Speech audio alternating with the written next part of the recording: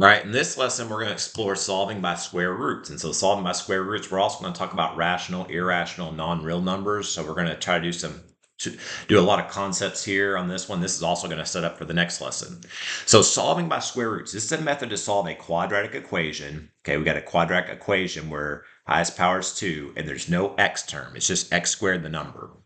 So what you're going to do is you're going to do some old school algebra 1. You're just going to get the variable by itself. So like on E, I'm just going to first add 16, add 16.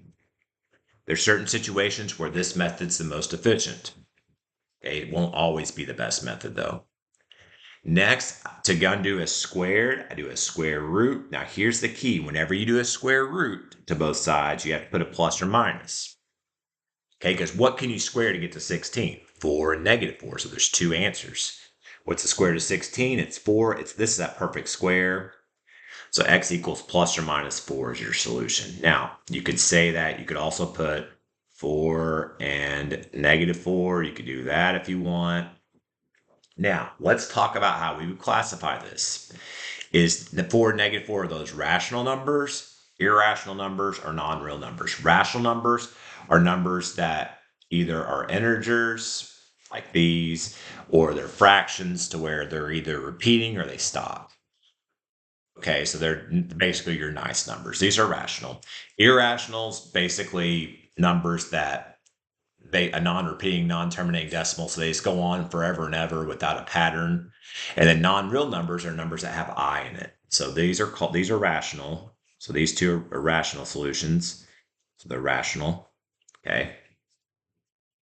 Let's look at the next one. Okay, so I'm going to get x squared by itself. So I'm going to add 144. So 2x squared equals 144.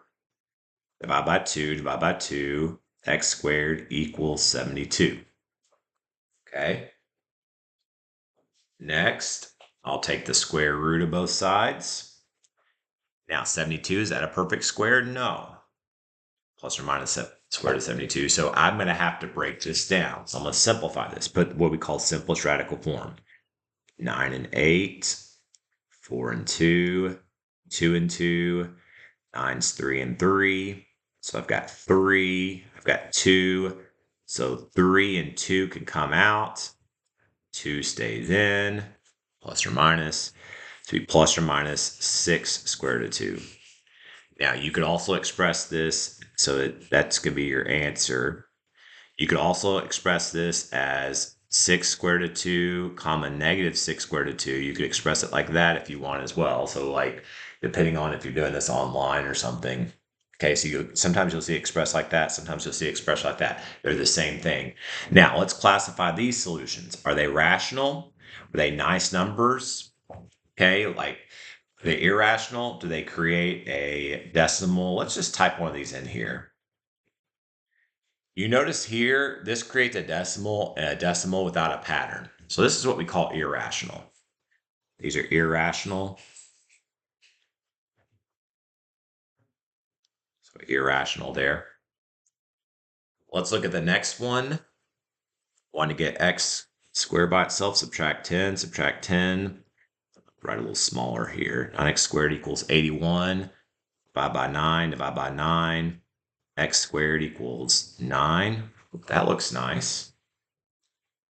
I'll show you why, because now we'll take the square root of both sides, plus or minus in front. What's the square root of 9? That's a perfect square. It's 3. So x equals plus or minus 3. You could say or 3 and negative 3, or 3 comma negative 3. Okay, those are two nice numbers, so this is rational. Another nice one here. We like it when it's rational ones. All right, let's look at the last one here. I'm going to get x squared, so I'm going to add 500 to both sides. So negative 5x squared equals 500.